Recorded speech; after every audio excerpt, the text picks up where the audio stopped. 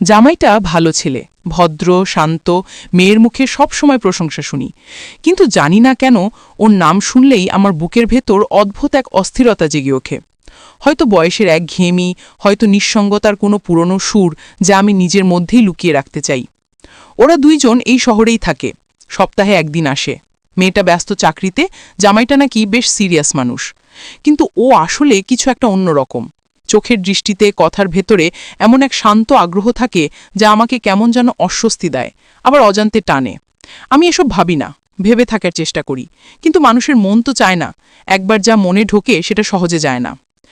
আজও সকালে চা খেতে বসে জানালার ফাঁক দিয়ে দেখলাম নিচে গাড়ি থামল, ওরা এসেছে।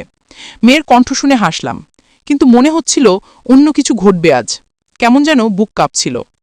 দরজা খুলতেই জামাইটা হেসে বলল, মা, কেমন আছেন? সেই মা শব্দটার ভেতরে কেমন একটা অদ্ভুত মমতা, আবার যেন গোপন কিছু, যা বোঝানো যায় না, শুধু অনুভব করা যায়। আমি জোর করে হাসি দিলাম, বললাম, ভালো আছি রে বাবা, এসো এসো ভেতরে।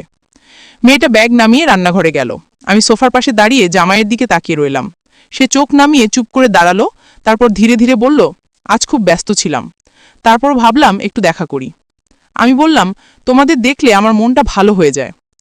কথাটা সত্যি ছিল, কিন্তু এই ভালো লাগার ভেতরে কি যেন অন্য কিছু মিশেছিল।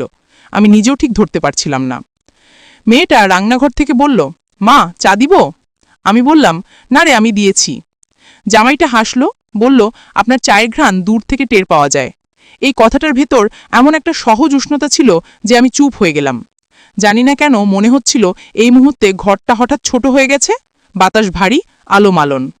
মেয়েটা চায়ের কাপ এনে টেবিলে রাখল, ওর চোখে কাজের ক্লান্তি, কিন্তু মুখে হাসি। আমি লক্ষ্য করলাম জামাইটা মাঝে মাঝে তাকাচ্ছে আমার দিকে। এমন নয় যে অশুভন দৃষ্টি, বরং এক ধরনের অনুসন্ধানী কোমলতা, যেন কিছু বলতে চায় কিন্তু ভাষা খুঁজে পায় না। আমি কথার ভেতরে হালকা হাসি জুড়ে দিচ্ছিলাম, যেন কিছু বুঝতে পারিনি। শহরের বিকেলগুলো এমনই, আলো মালন, গাছের ছায়া লম্বা, ঘরের ভেতর গরম আর একাকিত্ব জমে থাকে। মেয়েটা হঠাৎ ফোনে অফিসের কল পেয়ে বাইরে গেল, বলল, মা, একটু বের হচ্ছি, ও থাকুক, আমি আধা ঘন্টায় ফিরব। দরজা বন্ধ হতেই নিস্তব্ধতা নেমে এলো, শুধু ঘড়ির টিকটিক আর দূরের গাড়ির হর্ন শোনা যাচ্ছিল। জামাইটা এক চুমুক চা খেয়ে বলল, আপনি একা থাকেন, কষ্ট লাগে না? আমি বললাম, বয়স হলে কষ্ট তো সঙ্গী হয়। সে তাকিয়ে রইল চুপ করে। আমি তাকালাম না, জানালার দিকে তাকিয়ে থাকলাম, কিন্তু অনুভব করলাম ওর দৃষ্টি আমার মুখে স্থির হয়ে আছে। হঠাৎ ও বলল, আপনি জানেন, আপনি কথা বললে মনে হয় কেউ মন দিয়ে শুনছে। আমি চমকে তাকালাম, তারপর হাসলাম, বললাম, বয়স হলে মানুষ গল্পপ্রিয় হয়। সে মাথা নেড়ে বলল, না, আপনি আলাগা। কথাটা শোনা মাত্র বুকের ভেতর কেমন এক কাঁপন ছড়িয়ে গেল। আমি কথার ভেতরে নিজেকে সামলাতে লাগলাম। মনে হচ্ছিল এই শহরের সমস্ত শব্দ থেমে গেছে, শুধু এই দুইজন মানুষের নিঃশব্দ উপস্থিতি রয়ে গেছে ঘরের মধ্যে। মেয়েটা ফিরল, সবকিছু আবার স্বাভাবিক হলো, কিন্তু আমার মনে হলো কিছু একটা বদলে গেছে, যা বোঝানো যায় না, শুধু অনুভব করা যায়। রাতে বিছানায় শুয়ে ঘুম আসছিল না। চোখ বন্ধ করলে ওর কণ্ঠ ভেসে আসছিল, আপনি আলাদা। আমি চুপ করে শুয়ে থাকলাম। জানালার বাইরে আলো কম ছিল, মনে হচ্ছিল শহরটা আজ একটু অন্যরকম, আর আমার ভেতরের নিঃশব্দতা যেন আর আগের মতো নেই। মনে হচ্ছিল সবকিছু নতুন করে ধুয়ে গেছে, কিন্তু আমার ভেতরটা যেন আরও ভারী হয়ে গেছে। গতকালের প্রতিটি মুহূর্ত ঘুরে ঘুরে মাথায় আসছে, জামাইয়ের সে কথাগুলো, তার চোখের ভেতরে নীরব দৃষ্টি, আর আমার নিজের অসহায় প্রতিক্রিয়া। আমি নিজেকে বোঝাতে চাই যে কিছু হয়নি, কিন্তু যতই বলি মনের ভেতর একটা গরম ঢেউ উঠে আসে, যা আমি ঠান্ডা করতে পারি না। মেয়েটা সকালে ফোন করেছিল, বলল, মা, কাল ঠিকমতো খেয়েছেন তো? আমি বললাম, হ্যাঁ রে, ভালো আছি, কিন্তু কণ্ঠে কেমন জানি দ্বিধা ছিল। ও হয়তো টের পেয়েছিল, হয়তো না। আমি জানি এই শহরে মানুষ একে অপরের খুব কাছেও থেকেও কত দূরে থাকে।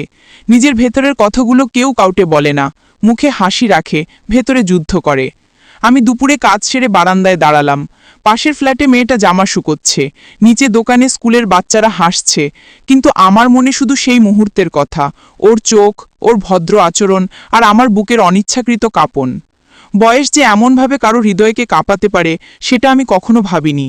আমি ভাবতাম 55 বছরের এক নারী মানে স্থির, নির্লিপ্ত, নিষ্পন্দ, কিন্তু এখন বুঝি বয়স শরীরের, মন কিন্তু অনেক সময় থেমে থাকে কোনো পুরনো বয়সে। সন্ধ্যায় মেয়েটা ফোন দিল, বলল, মা, কাল আমরা আসছি, কিছু লাগবে? আমি বললাম, না রে, কিছু লাগবে না। কিন্তু ভেতরে কেমন একটা অপেক্ষা জমতে লাগলো। আমি জানি না আমি মেয়ের জন্য অপেক্ষা করছি না অন্য কারোর জন্য। পরদিন সকালে আয়নায় নিজের মুখ দেখলাম। চুলে পাক ধরেছে, চোখের নিচে হালকা কালি, কিন্তু দৃষ্টিতে একটা নতুন ভাব, যেটা আমি লুকাতে চাইলেও পারলাম না। বিকেলে ওরা এলো।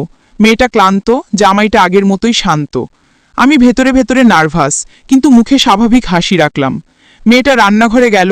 ও বলল, মা, আজ আমি নিজেই রান্না করব। জামাইটা বসে টিভি দেখতে লাগলো। আমি পাশে বসলাম, এমন ভান করলাম যেন কিছুই হয়নি। ও হালকা হেসে বলল, আপনি ঠিকমতো ঘুমান না, তাই না? আমি অবাক হয়ে তাকালাম, বললাম, তুমি বুঝলে কি করে? ও বলল, চোখে ক্লান্তি বোঝা যায়। কথাটা শুনে মনে হলো সে শুধু আমার চোখ নয়, আমার মনের গভীরও পড়ে ফেলেছে। আমি বললাম, বয়স হলে ঘুম আসে না।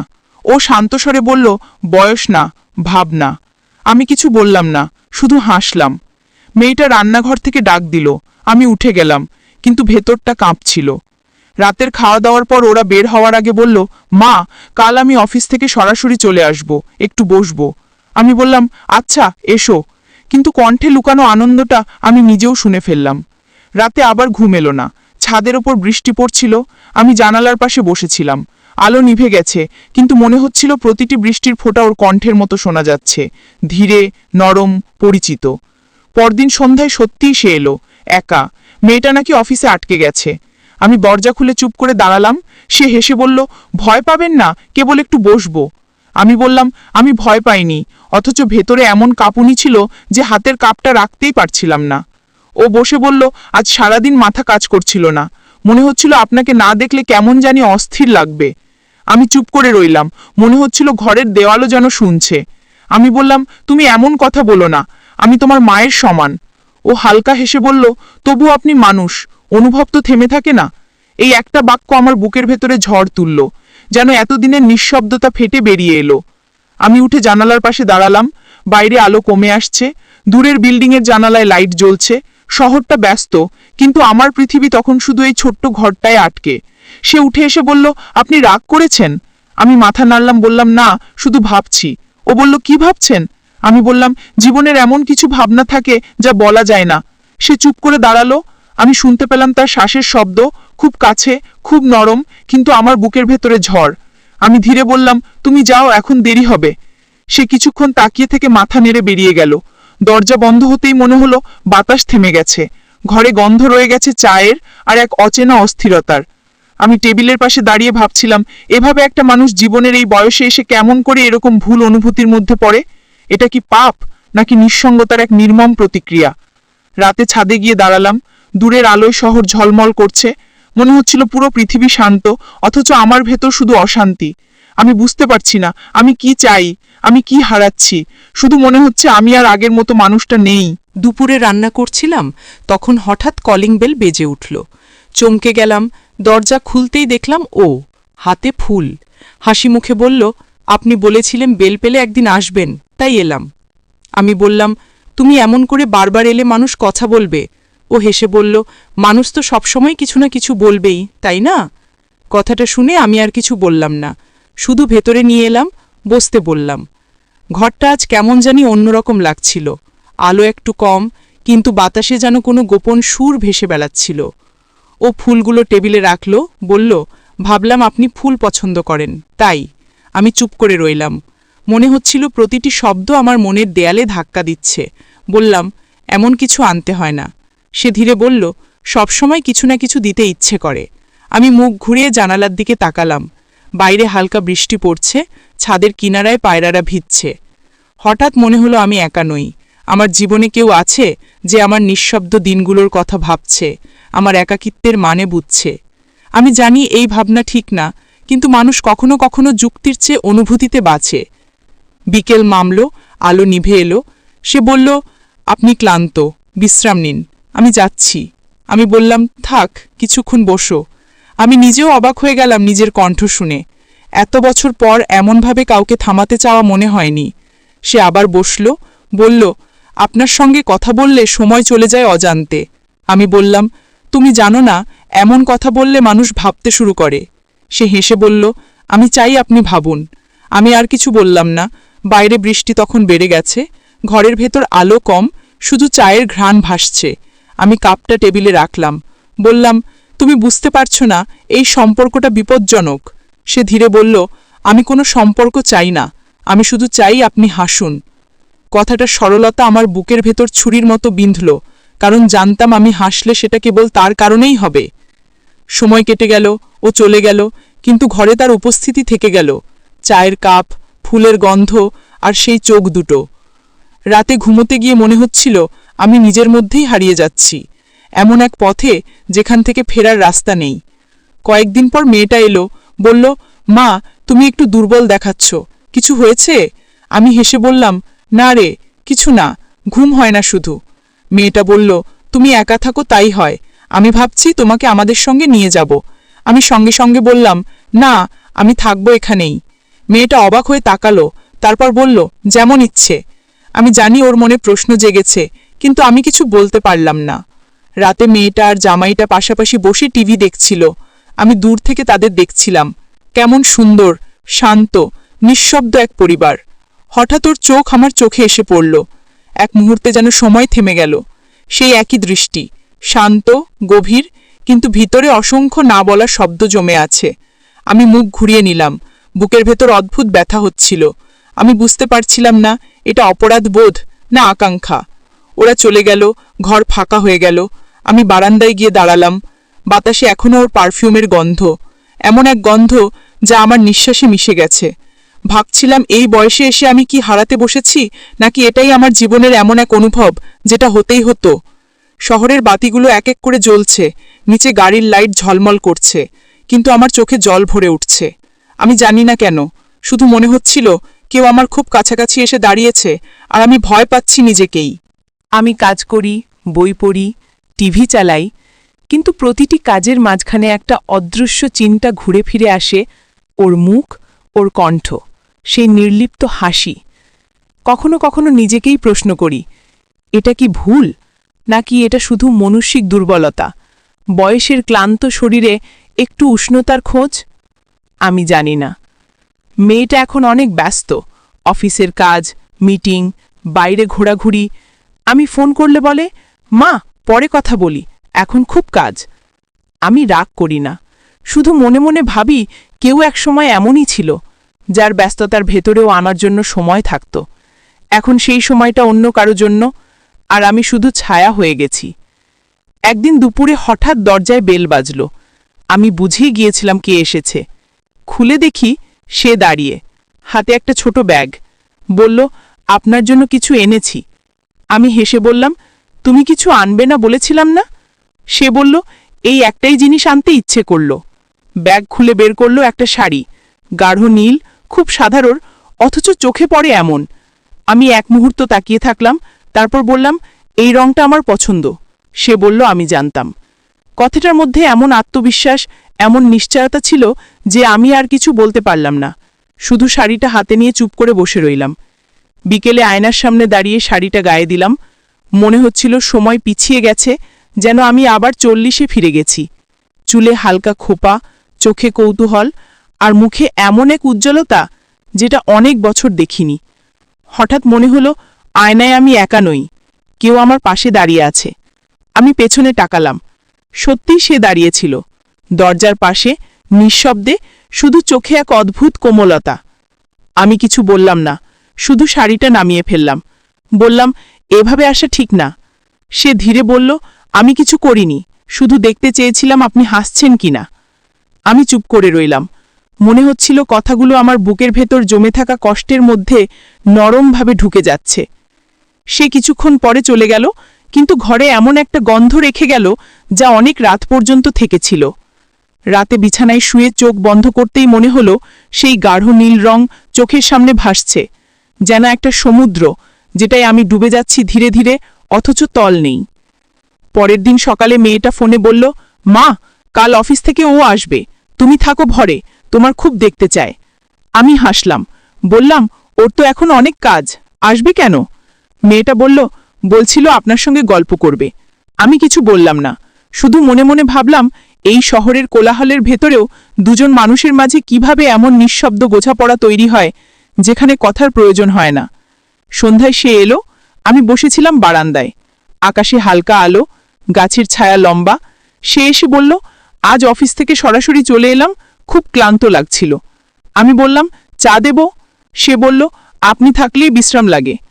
কথাটা শুনে বুকের ভেতর অজান্তে কেমন একটা আলো জ্বলে উঠল। আমি চা বানালাম, টেবিলে রাখলাম, দুজনেই চুপচাপ বসে রইলাম। শহরের শব্দ দূরে, ঘরের বাতাস নরম। কিছুক্ষণ পরে সে বলল, আপনি জানেন, যখন প্রথম দিনেই ফ্ল্যাটে এসেছিলাম মনে হয়েছিল এখানে একরকম শান্তি আছে। আজ বুঝলাম সেই শান্তির নাম আপনি। আমি থেমে গেলাম। চা ঠান্ডা হয়ে গেল, কিন্তু ওর কণ্ঠের উষ্ণতা আমার মনে ছড়িয়ে পড়ল ধীরে ধীরে। আমি বুঝতে পারছিলাম আমরা দুজনেই কিছু বলছি না, কিন্তু অনেক কিছু বলেও ফেলেছি। রাত বাড়ল, সে চলে গেল। আমি দরজার সামনে দাঁড়িয়ে থাকলাম অনেকক্ষণ। বাতাসে আবার সেই গন্ধ, সেই নীরবতার প্রতিধ্বনি। আমি জানি এই সম্পর্কের কোনো নাম নেই, কোনো দাবি নেই, কোনো ভবিষ্যৎও নেই, কিন্তু প্রতিদিন ওর উপস্থিতিতে আমার নিঃসঙ্গ জীবনের শূন্যতা ভরে যাচ্ছে। এই অনুভূতিটুকু সত্যি, বিশুদ্ধ। যদিও সমাজ এটাকে মেনে নেবে না। আমি আয়নার সামনে দাঁড়িয়ে নিজেকে দেখলাম। মনে হলো আমি অপরাধী নই, আমি শুধু মানুষ, যে ভালোবাসার ঘাটতি মেনে নিতে চায় না। শহরের আলো জানালার কাছে পড়ছে, দূরে গাড়ির শব্দ মিলিয়ে যাচ্ছে। আমি ধীরে বললাম, এভাবেই থাকুক, কিছু না বদলাক, শুধু এমন চুপচাপ ছাদের নিচে, নিঃশব্দে। রাতের বাতাসে অদ্ভুত শান্তি। জানালার বাইরে শহরের আলো ছড়িয়ে আছে। কোথাও কোনো শব্দ নেই, শুধু মাঝে মাঝে গাড়ির হর্ন ভেসে আসে। আমি চুপচাপ বসেছিলাম সোফায়, টেবিলে অর্ধেক খাওয়া চায়ের কাপ। আলো নিভিয়ে দিয়েছি অনেকক্ষণ, তবু ঘুম আসছে না। মনে হচ্ছিল কোনো অদৃশ্য উপস্থিতি আমার চারপাশে ঘুরছে। দরজার ঘণ্টা হঠাৎ বাজতেই বুকের ভেতরটা কেঁপে উঠল। দরজা খুলে দেখি মেয়ের জামাই, মুখে ক্লান্তি, কিন্তু চোখে অদ্ভুত এক প্রশান্তি। বলল, ঘুম হয়নি? আমি বললাম, তুমি? সে বলল, বৃষ্টি থেমে গেছে, মনে হলো দেখা করে যাই। আমি চুপ করে সরে দাঁড়ালাম। ও ঘরে ঢুকে সোফায় বসল। ভেজা জামা থেকে হালকা গন্ধ উঠছিল। আমি টাওয়েল দিলাম। সে বলল, আপনার গন্ধে ঘরটা অন্যরকম লাগে। কথাটা শুনে মনে হলো কেউ হঠাৎ জানলার ভেতর থেকে আলো জ্বেলে দিয়েছে। আমি সামলে বললাম, বৃষ্টিতে ভিজেছ? চা দি? সে বলল, আপনি থাকলেই চা লাগে না। আপনি থাকলেই মনে হয় সব ঠিক। এই শহরে কতদিন ধরে কত কথা শুনেছি, কিন্তু এমন কথা কেউ বলেনি, এমন দৃষ্টিতে কেউ কখনো তাকায়নি। আমি ওর মুখের দিকে তাকিয়ে বুঝতে পারছিলাম ও কিছুই লুকায় না। তার চোখে যেন এক ধরনের সত্যি, যা ভয়ঙ্কর অথচ শান্ত। আমি হাসলাম, বললাম, তুমি এমন করে কথা বলো কেন?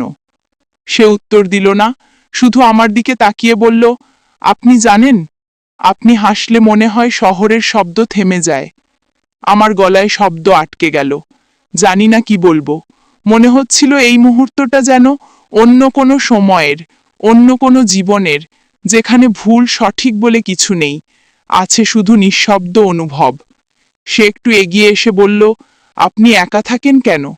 এত সুন্দর একটা ঘর, অথচ এমন নিঃসঙ্গ? আমি বললাম, জীবন অনেক শিখিয়েছে, এখন একা থাকা সহজ মনে হয়। সে ধীরে বলল, একাকিত্ব কখনো সহজ হয় না, শুধু মানুষ সেটা মেনে নিতে শিখে নেয়। কথাগুলো বুকের ভেতর নরমভাবে ঢুকে যাচ্ছিল। আমি ওর পাশে বসলাম। জানলার বাইরে চাঁদ উঠেছে, বাতাসে হালকা গন্ধ। আমি বললাম, রিয়াদ, তুমি জানো, তোমার সঙ্গে কথা বললে মনে হয় আমি বেঁচে আছি।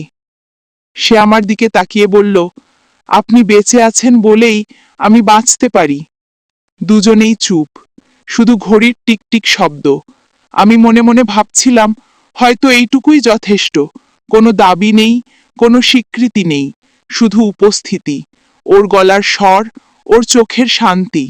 আমার জীবনের অবশিষ্ট সময়টুকুতে এইটুকুই আলো।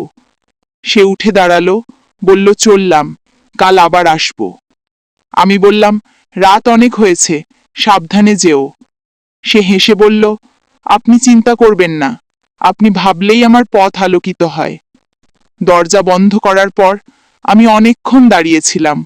মনে হচ্ছিল বাতাসে এখনো ওর কণ্ঠ ভাসছে, ওর গন্ধ মিশে আছে পর্দায়, চায়ের কাপে, আমার নিঃশ্বাসে। আমি আয়নার সামনে গিয়ে দাঁড়ালাম। নিজের চোখের দিকে তাকিয়ে বুঝতে পারলাম আমি বুড়ো হইনি, আমি এখনো অনুভব করতে পারি, ভালোবাসতে পারি, শুধু শব্দগুলো মুখে আনতে পারি না। জানলার ফাঁক দিয়ে আলো এসে মুখে পড়ল। আমি মনে মনে বললাম, এভাবেই থাকুক, নিঃশব্দে, সীমার মধ্যে থেকেও সীমাহীনভাবে।